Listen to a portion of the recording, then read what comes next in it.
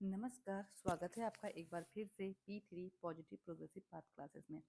I hope आप सभी लोग स्वस्थ होंगे। पवार वंश की आज हमारी अंतिम क्लास है और अंतिम क्लास में हमने दो राजा पढ़ने हैं, एक पढ़ना है जयकृत शाह और पढ़ना है प्रद्युम्न शाह।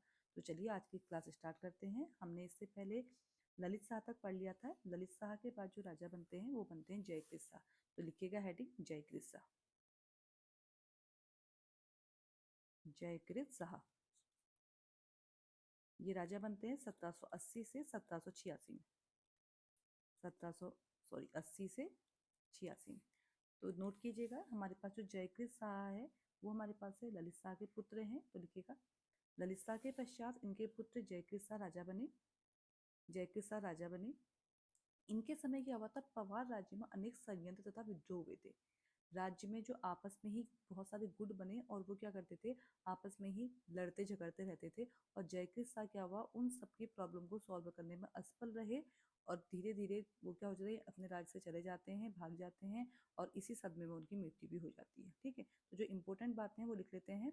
जयकृत शाह और जो दूसरा हमारे पास से था ललित शाह का एक बेटा और था प्रद्युम्न शाह, हमने कल देखा था। उसे ललित शाह क्या करता है, चंद राज्य की गद्दी में बैठा के आ जाता है ना। तो जयकृत शाह और जो प्रद्युम्न शाह हैं वो दोनों आपस में सौतेले भाई थे। तो लिखिएगा जयकृत शाह व प्रद्युम्न शाह सौतेले भाई थे और दोनों में क्या थी, शत्रुता थी। जयकृत शाह और प्रद्युम्न शाह सौतेले भाई थे और इन दोनों में शत्रुता थी। अब होता है क्या, हमारे पास है जो जयकृत शाह है, अब वो भी प्रद्युम्न शाह से चिढ़ता है। तो प्रद्युम्न शाह ने क्या किया था, मोहन चंद्र के बदले गद्दी ली थी ना। तो जयकृत शाह क्या करता है, मोहन चंद्र को सहायता करता है। मोहन चंद्र याद है, ललित शाह मोहन चंद्र को हरा देता है बगवाली पोखर के युद्ध में और वो भाग करके अपने कहाँ चले जाता है, अपने भाई के साथ रामपुर चले जाता है। ये बताया था कल, आपने देखा होगा। ठीक है, तो हमारे पास है जयकृत शाह क्या करता है, उस मोहन चंद्र की सहायता करता है। किसके लिए, प्रद्युम्न शाह को गद्दी से हटाने के लिए। ठीक है, तो इससे अब प्रद्युम्न शाह को हटाने के लिए साहब काम करेगा तो प्रद्युम्न शाह भी कुछ ना कुछ करेगा। प्रद्युम्न शाह आपके कहाँ पर था, चंद में था। तो वो 1780 में हर्षदेव जोशी के साथ मिलकर के देवलगढ़ को लूटता है और श्रीनगर में आक्रमण करता है। तो लिखिएगा जयकृत शाह ने अपने भाई प्रद्युम्न को गद्दी से हटाने के लिए मोहन सिंह की सहायता की थी। मोहन सिंह की सहायता की थी। इससे इससे क्रोधित होकर प्रद्युम्न शाह ने इससे क्रोधित होकर प्रद्युम्न शाह ने 1980 में, सॉरी 1900 नहीं, 1780 में हर्षदेव जोशी के नेतृत्व में हर्षदेव जोशी के नेतृत्व में हर्षदेव जोशी के नेतृत्व में देवलगढ़ को लूटा। देवलगढ़ को लूटा तथा श्रीनगर पर आक्रमण किया। श्रीनगर पर आक्रमण किया। दूसरा काम क्या हुआ था हमारे पास है जयकृत शाह के समय, 1783 में सिख का एक हमारे पास है प्रमुख था बुघेल सिंह। इसने तो उन पर आक्रमण किया था जयकृत शाह के समय। लिखना, इसके समय की एक इंपोर्टेंट घटना और लिखना, 1783 में सिख बुघेल सिंह ने दून यानी कि देहरादून, ठीक है, दून पर आक्रमण किया। अब जब ये दून पर आक्रमण करता है और जयकृत शाह इतना ज्यादा पावरफुल नहीं था तो वो सीधे सीधे क्या कर लेता है, सिखों से बचने के लिए एक संधि कर लेता है। बोलता है कि हम तुम्हें 4000 रुपये वार्षिक रूप से क्या करेंगे, राखी नामक कर देंगे। और राखी कर था लूट मार न करने के लिए बदले दिए जाने वाला। तो ये राखी कर इंपॉर्टेंट है, आप लोग प्रीवियस क्वेश्चन पेपर उठा के देखिएगा, बहुत बार पेपर में आया है कि राखी कर की शुरुआत किसने की थी, जयकृत शाह ने। तो इतना जयकृत शाह ने सिखों के आक्रमण से बचने के लिए 4000 रुपये वार्षिक राखी नामक कर देना स्वीकार किया। 4000 रुपये वार्षिक राखी नामक कर देना स्वीकार किया। और जो ये राखी कर था ये है हमारे पास से लूट मार न करने के बदले दिया जाना था, लूट मार न करने के बदले दिया जाता था। और इसमें ये लोग क्या करते थे, 4,000 रुपये वार्षिक रूप से सिखों को दे देते। और राखी कर था उपज का 5वां भाग, देखना, राखी कर उपज का 5वां भाग होता था, 5वां भाग होता था, 5वां भाग होता था। अब होता है क्या, हमारे पास जय कृष्ण अपने भाइयों के षड्यंत्र से, और साथ में इसका एक विश्वास पात्र नाम था धनी नाम का, वो इसे धोखा देता है, और इससे अंदर ही अंदर हमारे पास से धनीराम जो सॉरी जयकृत शाह है वो टूट जाता है। तो लिखना है जयकृत शाह का विश्वास पात्र आदमी धनीराम था। जयकृत शाह का विश्वास पात्र आदमी धनीराम था, धनीराम था। और ये भी इसे धोखा दे देता है, और ये अंदर ही अंदर टूट जाता है, और ये चले जाता है देवप्रयाग रघुनाथ मंदिर में, और चौथे दिन इसका देहांत हो जाता है। तो लिखना धनीराम था हताश व निराश, हताश, नेक्स्ट पॉइंट लिखिएगा, हताश व निराश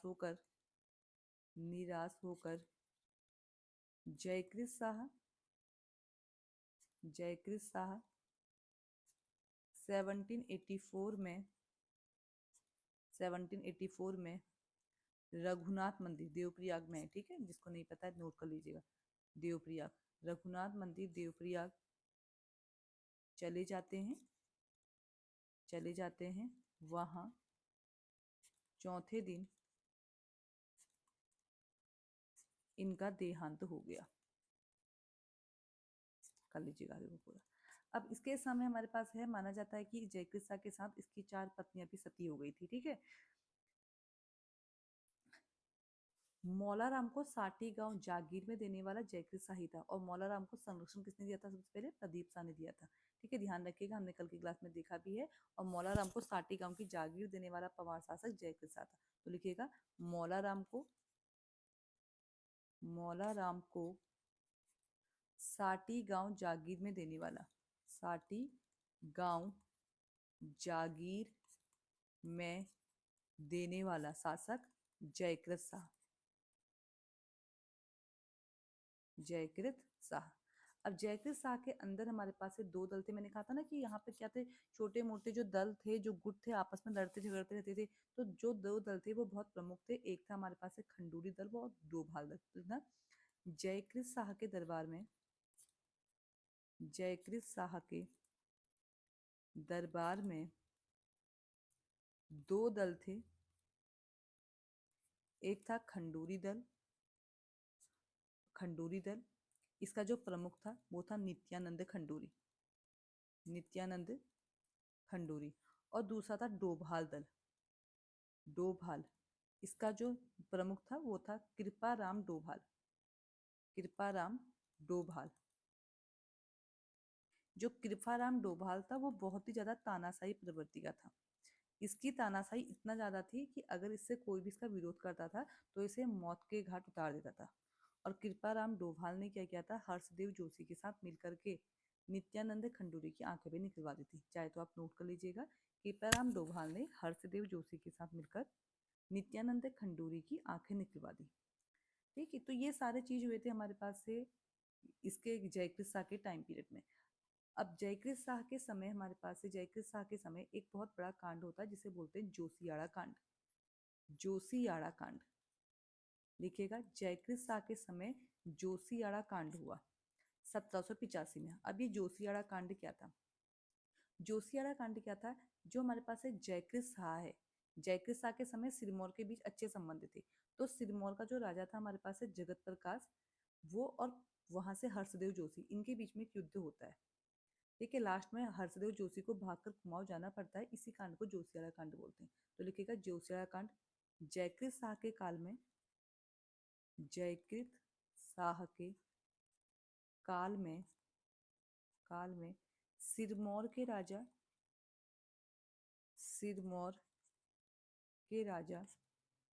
जगत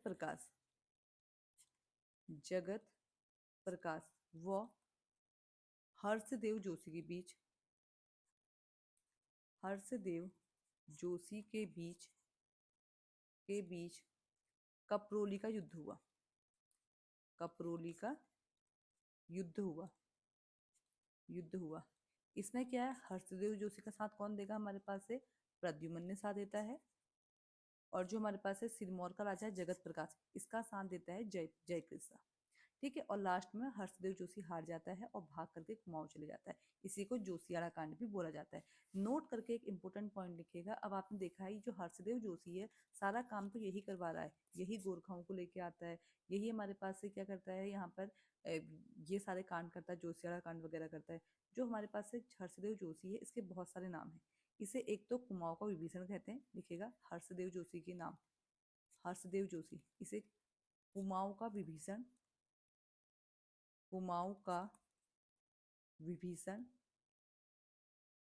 ठीक है, और वैसे तो कुमाऊं का विभीषण इसे राहुल सांकृत्यायन ने कहा है, राहुल सांस्कृत यानन ने कहा है, नोट करके लिख लीजिएगा।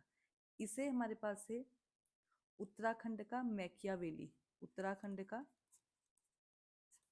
मैकियावेली, मैकियावेली शासक निर्माता, शासक निर्माता और कुमाऊं का चाणक्य, कुमाऊं का चाणक्य, कुमाऊं का चाणक्य आदि नामों से जाना जाता है। ठीक है, अब जयकृत शाह के समय की जो इंपॉर्टेंट चीजें वो मैंने आपको लिखा दी। अब जयकृत शाह के बाद जो राजा बनता है वो आता है प्रद्युम्न शाह, प्रद्युम्न शाह, प्रद्युम्न शाह राजा बनता है 1785 से 1804 तक। और प्रद्युम्न शाह पर जो गढ़वाल नरेश है यानी कि जो पवार वंश है इसका अंतिम राजा है। लिखना है जयकृत शाह की मृत्यु, मृत्यु के बाद प्रद्युम्न शाह, प्रद्युम्न शाह राजा बना। अब देखिए प्रद्युम्न शाह राजा बना, प्रद्युम्न शाह तो वहां पे चंद में भी राजा था, तो लिखना प्रद्युम्न शाह ने कुमाऊं और गढ़वाल पर, प्रद्युम्न शाह ने, प्रद्युम्न शाह ने संयुक्त रूप से या बोल सकते कि पूरे उत्तराखंड पर संयुक्त रूप से गढ़वाल व कुमाऊं पर 1786 में शासन किया। इनके 1786 में इसने दोनों जगह शासन किया, शासन किया। अब वहां से जो जयकृत शाह था वो मोहनचंद की हेल्प करता है। अब यहाँ से हमारे पास से जो मोहनचंद है वो भी थोड़ा पावरफुल हो गया था। तो 1786 में एक युद्ध होता है, पालीगांव का युद्ध, पालीगांव का युद्ध, इसे नैथरा का युद्ध भी बोला जाता है, पाली क्योंकि ये वहीं पर है। नैथरा का युद्ध ये होता है मोहनचंद, मोहनचंद वर्सेस हमारे पास से प्रद्युम्न शाह। और इसमें मोहनचंद जीत जाता है और मोहनचंद जीत करके दोबारा से चंद्रराज का राजा बन जाता है। और प्रद्युम्न शाह इसमें हारता है और ये आ जाता है कहाँ, अपने गढ़वाल में आ जाता है। ठीक है, तो ये हमारे पास से बहुत इंपॉर्टेंट था। और इसके साथ ही हमारे पास से जो हर्षदेव जोशी है वो भी भाग करके श्रीनगर आ जाता है। अब हुआ क्या था, अब इसके समय जो मेन चीज हुए थे वो ये हुए थे कि 1790 में क्या था, हर्षदेव जोशी अब किसको बुला देता है, हमारे पास से गोरखाओं को बुलाता है चंद में। और 1790 में हमारे पास से गोरखा क्या हो जाते हैं, चंद में आ जाते हैं। अब गोरखा चंद राज्य में आने के बाद इतना ही नहीं, तो 1791 में, इसके समय 1791 में गोरखों ने गढ़वाल पर आक्रमण किया। इतना 1791 में गोरखों ने गढ़वाल पर आक्रमण किया। अब देखो गोरखा आ रहे हैं, क्लास खत्म हो जाएगी, यानी कि कहने का मतलब पवार वंश ही खत्म हो जाएगा। गोरखों ने गढ़वाल पर आक्रमण किया।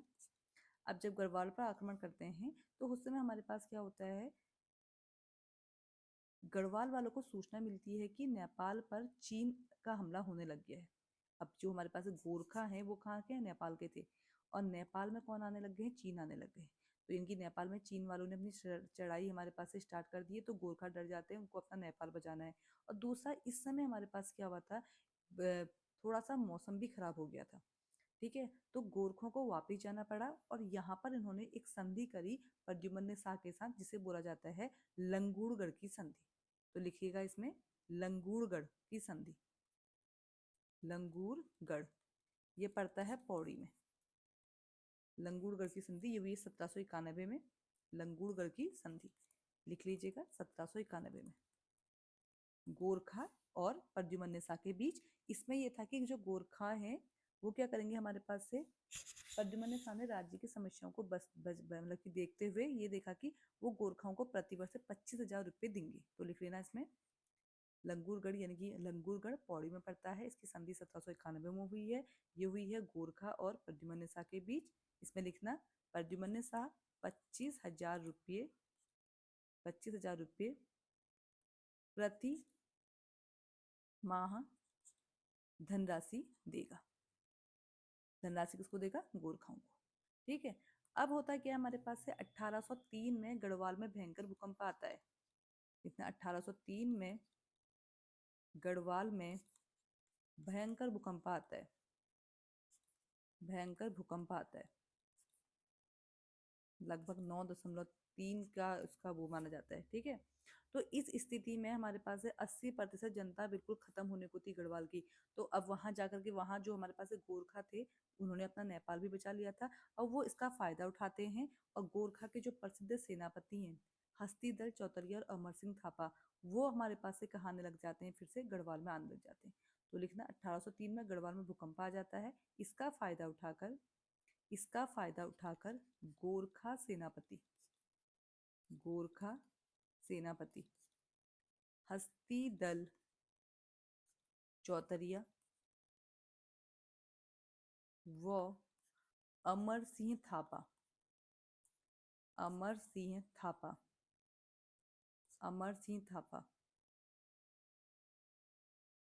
गढ़वाल में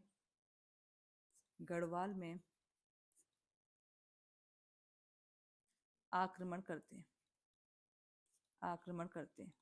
प्रद्युम्न शाह बेचारा बहुत हमारे पास से क्या हो गया था, इसमें वीक पड़ गया था, क्योंकि भूकंप से बहुत सारे जान माल की से हानि हुई थी। तो प्रद्युम्न शाह गोरखों के लिए अपना जो सिंहासन है वो सहारनपुर में भेज देता है। तो लिखना प्रद्युम्न शाह ने, नेक्स्ट पॉइंट लिखेगा, प्रद्युम्न शाह ने गोरखों से युद्ध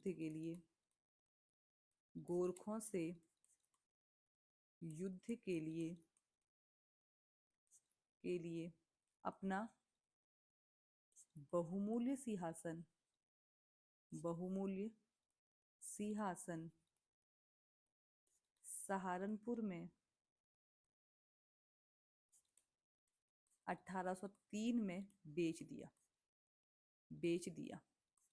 देखिए ये जो इसको इम्पोर्टेंट या नोट करके लिख लीजिएगा, जो ये सिंहासन है ये अजयपाल द्वारा कत्यूरों से छीना था। लिखना यह सिंहासन अजयपाल द्वारा कत्यूरियों से छीना था। ठीक है। अब हमारे पास है बाड़ाहाट, यानी कि जहाँ बाड़ाहाट का पुराना नाम है उत्तरकाशी का, जिसे नहीं पता लिख लीजिएगा बाड़ाहाट ये पुराना नाम है उत्तरकाशी का। बाड़ाहाट में प्रद्युम्न शाह और गोरखों के बीच युद्ध होता है। बाड़ाहाट में प्रद्युम्न शाह 1803 की बात है। प्रद्युम्न शाह और गोरखों के बीच युद्ध होता है और इसमें हमारे पास क्या होंगे, गोरखा जीत जाते हैं। ठीक है। इसी के बाद हमारे पास से चंबा पड़ता है टिहरी में, इसे चंबा का युद्ध या चमुआ का युद्ध के नाम से भी जाना जाता है। ये भी होता है प्रद्युम्न शाह और गोरखाओं के बीच। अगेन हमारे पास से गोरखा जीत जाते हैं और अंतिम निर्णायक युद्ध होता है, यानी अब निर्णय हो जाएगा कि यहाँ गढ़वाल में कौन रहेगा। अंतिम निर्णायक युद्ध ये होता है 14 मई 1804।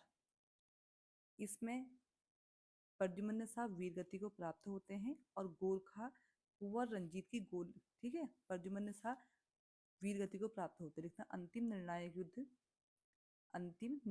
युद्ध खुरबुड़ा के, यहाँ पे लिख लीजिएगा थोड़ा सा, अंतिम निर्णायक युद्ध खुरबुड़ा के मैदान में। खुरबुड़ा का मैदान कहाँ है? देहरादून में। ठीक है। यहाँ पर हमारे पास है गोरखा जो है इनकी जो प्रद्युम्न शाह है वीरगति को प्राप्त हुए। लिखना प्रद्युम्न शाह वीरगति को प्राप्त हुए। ठीक है। इन्हें क्या होता है, हमारे पास है एक गोरखा है कुंवर रंजीत, उसकी गोली लग जाती है। गोरखा नाम लिख लीजिएगा, गोरखा कुंवर रंजीत की गोली से और यहाँ जो हमारे पास है क्या है, अब जो हमारे पास से ये है उत्तराखंड है, इनकी जो गढ़वाल है, गढ़वाल में किसका शासन हो गया, गोरखाओं का शासन हो गया। ठीक है, ऐसा नहीं था कि प्रद्युम्न शाह के बाद कोई पंवार वंश पंवार राजा बचा ही नहीं था या उसके कोई उत्तराधिकारी नहीं थे। जो हमारे पास है प्रद्युम्न शाह है, उसका जो भाई है कुंवर प्रीतम शाह, प्रद्युम्न शाह का जो भाई है कुंवर प्रीतम शाह, कुंवर प्रीतम शाह को जो गोरखा है वो बंदी बना ले जाते हैं और काठमांडू भेज देते हैं। और एक हमारे पास नाम आता है सुदर्शन शाह। ठीक है, कुंवर प्रीतम शाह कौन है, भाई है प्रद्युम्न शाह का, उसको एक काठमांडू ले जा लेते हैं। और प्रद्युम्न शाह का पुत्र था हमारे पास है सुदर्शन शाह, सुदर्शन शाह। ये क्या करता है, हरिद्वार में रहकर स्वतंत्र होने का प्रयास करते रहता है। ठीक है, तो यहीं तक हमारे पास है। अब सुदर्शन शाह जो हमारे पास है, ये हमारे पास से स्वतंत्र होने का प्रयास कर रहा है।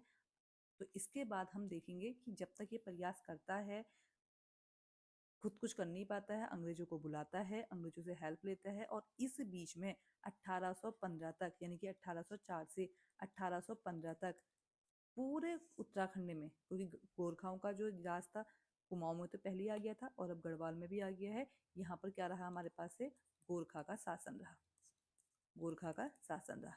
तो हमारा ये पवार वंश है वो कंप्लीट हो गया है। प्रद्युम्न शाह तक हमने पढ़ लिया है, अंतिम राजा प्रद्युम्न शाह था। इसके बाद हम नेक्स्ट देखेंगे उत्तराखंड में गोरखा शासन। ठीक है, तो जिसने मेरी क्लासेस पहले की नहीं देखी हैं, चंद्रवंश नहीं देखा है, तो उसे अच्छे से देखिएगा। मैंने चंद्रवंश की प्रश्नावली भी डाली थी, अब इसके बाद मैं प्रश्नावली डालूंगी पवार वंश की। तो आई होप आप लोगों को क्लास पसंद आई होगी। तो प्लीज़ चैनल को लाइक कीजिए, सब्सक्राइब कीजिए और वीडियो को ज़्यादा से ज़्यादा शेयर कीजिए। मेरे साथ जुड़ने के लिए धन्यवाद।